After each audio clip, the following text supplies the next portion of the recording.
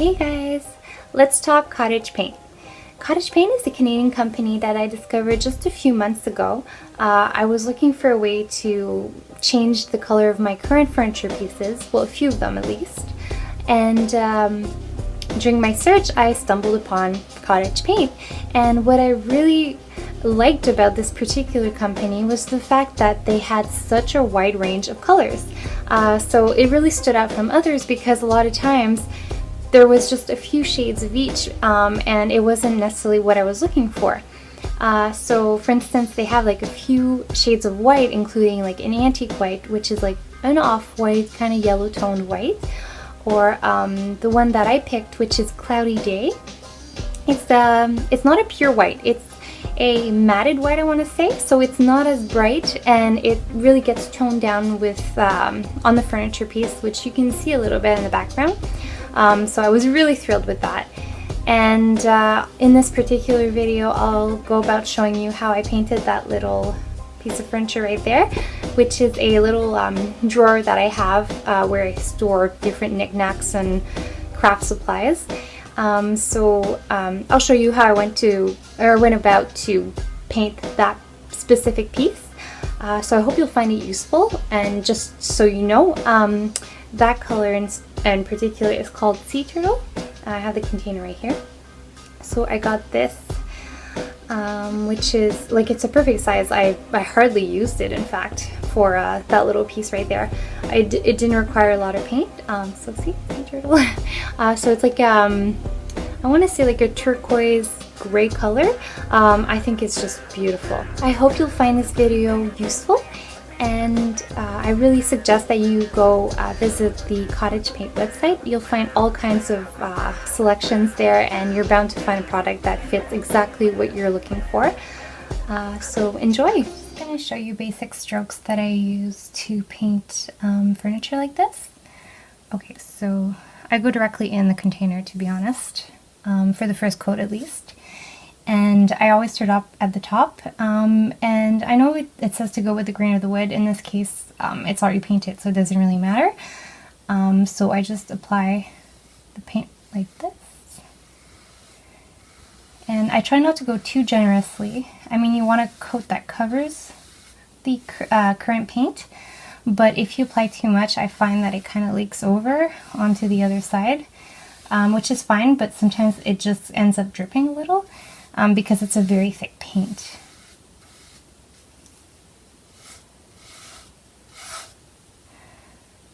So I just keep going strokes like this. So see, I was a bit more generous here, and it's kind of leaking a little bit.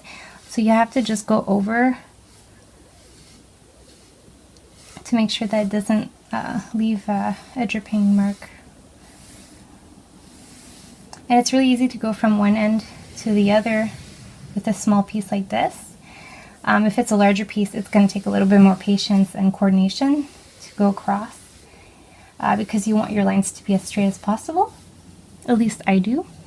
I mean, if you don't care much, it's whatever you prefer, but it looks much more even and professional when you go from one end to the next.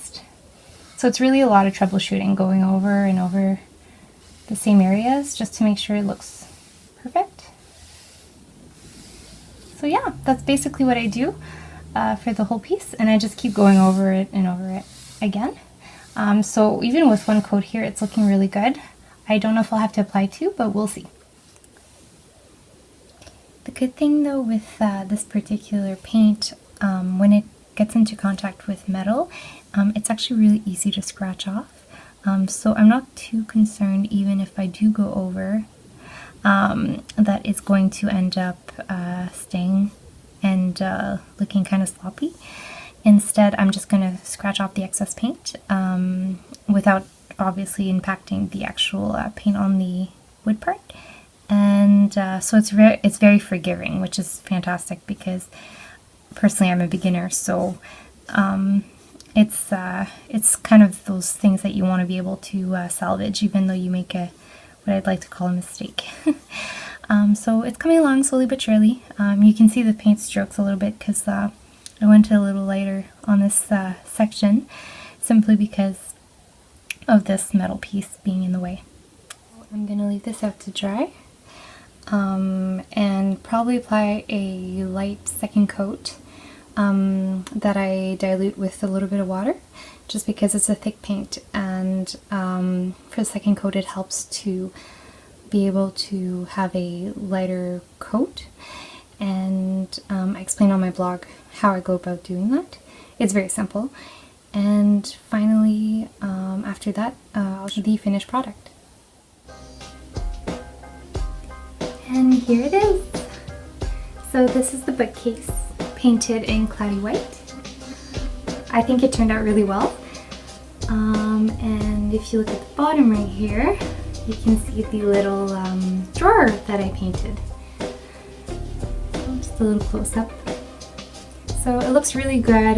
It matches the rest of the room, I find. Just to, I'll try to back up a little bit to give you a sense.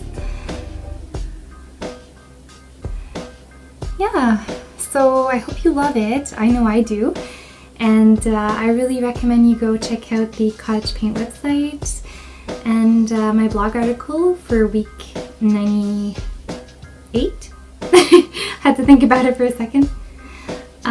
So yeah,